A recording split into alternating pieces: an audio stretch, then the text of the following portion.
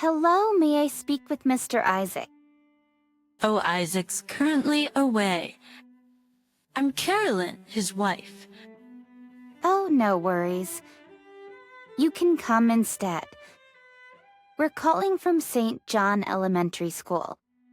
Your son, Ethan, was involved in an incident today. Apparently, he punched a little girl. The little girl's being treated at the school's clinic right now, but we need a parent or guardian to come in for a meeting to discuss his behavior. I don't have a... Well, actually, I'll be there right away. Hey there. I'm Carolyn, and I want to tell you about a crazy evening that shattered the illusion of our perfect marriage. You see, a husband has always been dead set against lies and secrets, and boy, does he have a jealous streak that could rival a raging bull. After a fun night out with my friends, they dropped me in front of our house. But we exchanged warm goodbyes, promising to catch up again soon. Just the laughter and contentment from the evening still lingered within me as I approached our front door, unaware of the storm that awaited me inside. As I turned the doorknob, my heart skipped a beat when I saw my husband, his face fuming with anger, waiting for me with his arms crossed. What took you so long? Who were you with? He demanded an answer from me, not even allowing me to catch my breath or at least change my clothes. That's the girls, as I mentioned before. We actually had a great time together, catching up and sharing stories. Can you believe that Marianne has a new man again? Not for her, though. His jealousy and suspicions consumed him in that moment. Without warning, he reached for the nearest object, a glass vase filled with delicate flowers, and hurled it towards me. Fortunately, I got to dodge the flying projectile, feeling the rush of air as it sailed past, narrowly missing me. He has always had this violent tendency, but I always thought that at least it wasn't towards me. Fear coursed through my veins as I took a step back, my trembling hands clasped against my chest. Why are you lying to me? Tell me the truth. You girls were with other men, weren't you? I was shaking, but I mustered enough strength to defend myself from his accusations.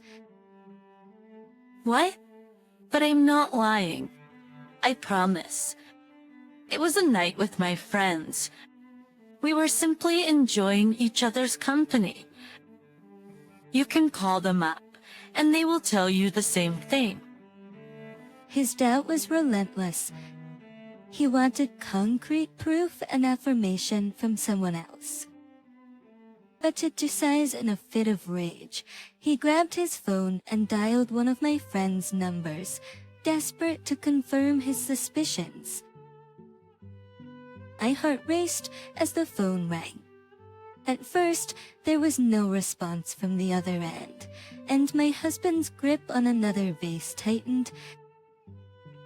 I only prayed that my friend would pick up to prevent another outburst of my husband's anger. To my relief, the call connected. My friend's voice came through the speaker. My husband wasted no time and fired away his questions. Oh yeah, totally. We went to the Pearl Bar, you know, that exclusive spot where it's strictly a girls' night out. But men aren't even allowed to enter. The bartenders are all women too. Those words seemed to lift the anger from my husband's face. His grip on the vase loosened, and he slowly set it down. But the realization sank that I had been telling the truth all along. He approached me and caressed my hair. he let out a heavy sigh. I'm so sorry. Erwin? See, Erwin. I was really, I hate secret lies. But you know that I want complete honesty in our relationship. I love you too much to let anything break our marriage. I just stood there, still shaken by what just happened.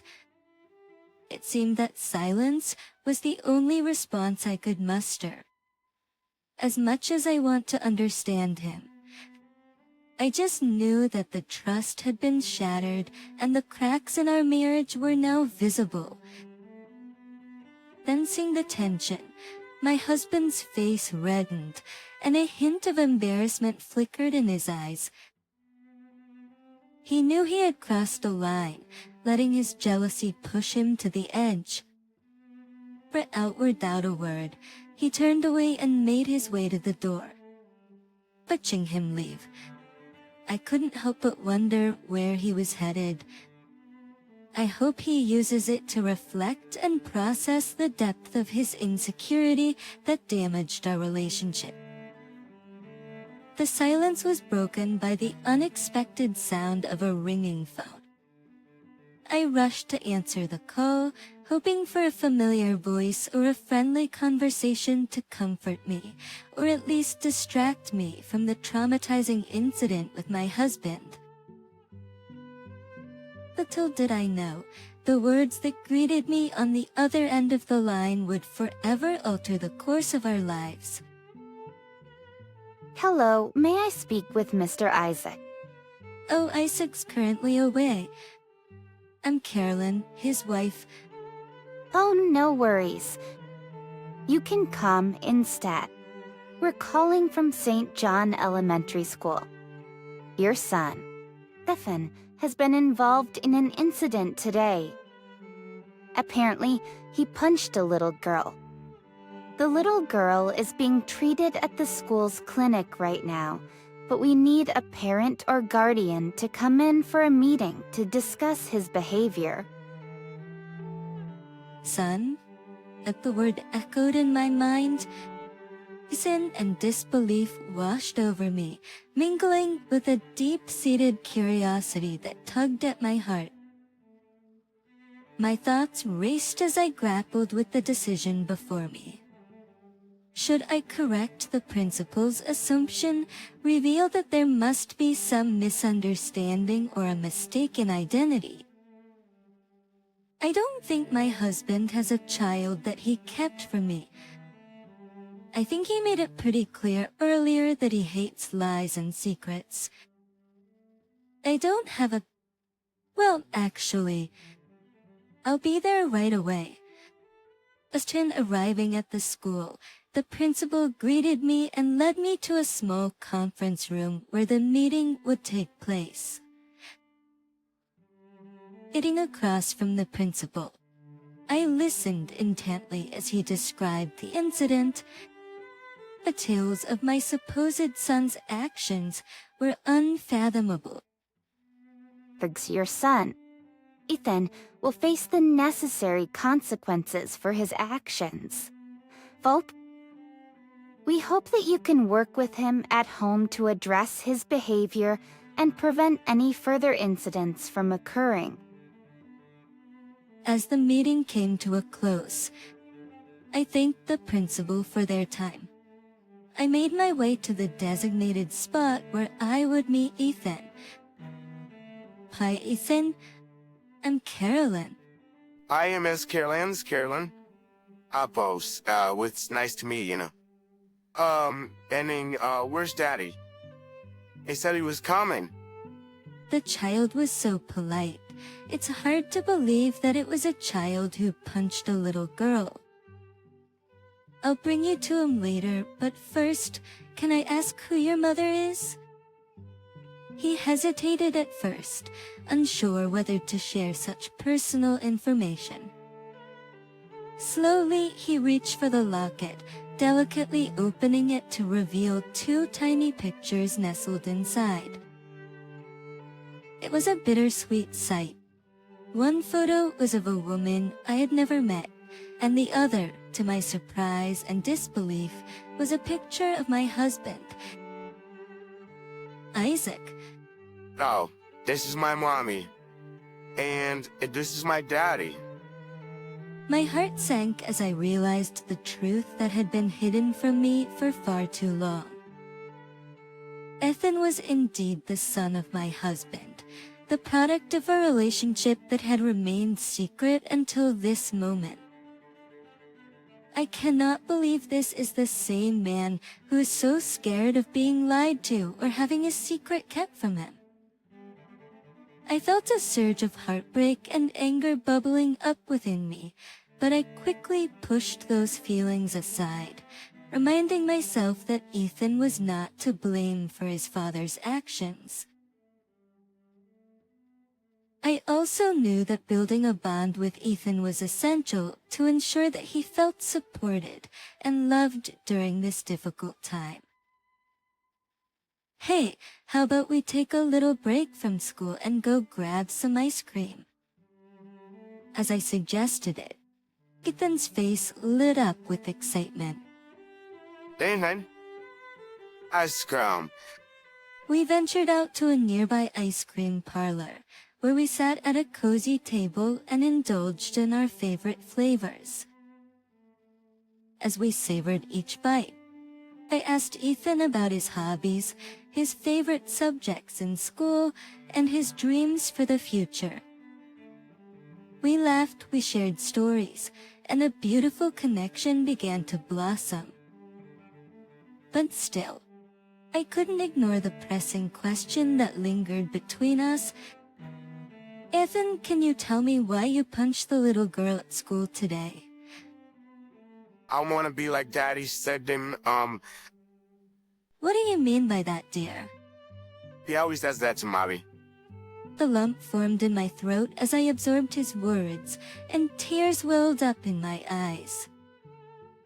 A jolt washed over me, realizing the pain and fear Ethan must have witnessed in his young life. It's just in that instant, my heart ached not only for Ethan, but also for his mother, the woman I had never met, but who shared a profound connection with me through my husband's deceit. I'm so sorry about that. Oh, Ethans, no child should ever have to go through something like that. You should know that punching someone is bad and you shouldn't copy it. Okay? But you're a brave boy for sharing this with me. He didn't really respond to what I have said. I didn't really expect him to do so as well because he's too young to understand something that deep. His gaze was fixed on his melting ice cream. I asked Ethan to show his locket again. After close inspection, I noticed that it contained contact information of his parents as well. It was a serendipitous discovery, and they gathered the courage to make the call. After all, she has to know what had happened with her son at school. We arranged to meet at a nearby park. Arriving at the place, I searched for Christine's face as it was displayed in Ethan's locket. Our eyes met and we exchanged polite smiles. We let Ethan have fun in the playground while we sat on a quiet bench where we could talk freely. We shared intricate details of our stories, the shared experiences of Isaac's deception, and Ethan's incident. Finally, I brought up an important topic. Hello? Who's this? I took a deep breath and introduced myself as Isaac's wife and explained that we needed to talk in person. To my surprise, Christine agreed to meet. I could hear in her voice that she was very curious and concerned as well. We shared intricate details of our stories, the shared experiences of Isaac's deception, and Ethan's incident. Finally, I brought up an important topic. Christine, I'm sorry if I'm crossing a line here, but Ethan mentioned that Isaac frequently punches you. Is that true? Oh, it's nothing really. It's probably my fault anyway. I don't know. It's heartbreaking to see her brush off incidents like that. But I wanted to help her. Shouldn't women protect women, you know? No, but Christine, it's not your fault. No one deserves to be treated that way. Just this morning, Isaac threw a vase at me just because of simple misunderstanding. I don't want either of us to endure this any longer.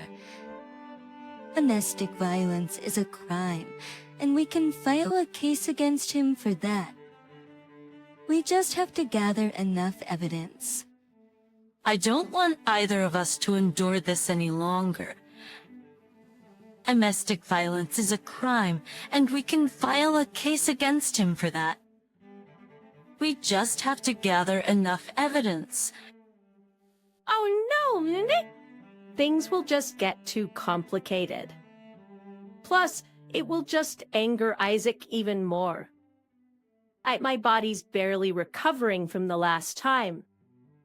I understand your fears, Christine, but think about Ethan. We owe it to our children to give them a safe and loving environment, don't you think? We can't let fear hold us back. I'm here for you, and I'm willing to help you. You're right. Caroline, Yale, Ethan, and I deserve better than this. Let's do it.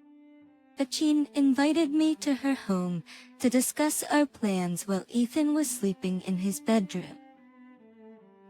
We sat across from each other at a small table in their living room, with our laptops open and a notepad filled with ideas scattered between us. According to my lawyer, we need to document every instance of Isaac's abuses. We need to be meticulous about this if we want to build a strong case against Isaac. Right. So we have to create a timeline of incidents, noting dates, descriptions, and witnesses. It will be helpful if we also have documents of any physical injuries or scars we suffered. Oh yeah, whenever Isaac would lay his hands on me, I would take photos of the bruises on my phone as a way to validate my pain. It breaks my heart to think about it, but those photos are a testament to the truth. I also have medical records since I have to see a doctor to get my wounds and bruises treated. I'm sorry you had to go through that, Christine. We should also gather relevant texts, emails, or social media messages that show his aggressive behavior. We can also reach out to any friends or family members who may have witnessed or heard about the abuse. Right. Like when Isaac called up my friend just to testify I was telling the truth. I can also attach screenshots of when I had to chat with my friends whenever Isaac's aggression scares me too much that I have to be away from the house or sleep in theirs for the meantime. Faced with a growing pile of evidence, we knew we were on the right path. The legal proceedings were underway. In the courtroom, Isaac's weak defenses crumbled under the weight of the truth. His attempts to downplay the incidents and cast doubt on the validity of our evidence fell flat in the face of the overwhelming proof we presented. Our legal team fought passionately, ensuring that our stories were given the justice we deserved. In the end, justice prevailed.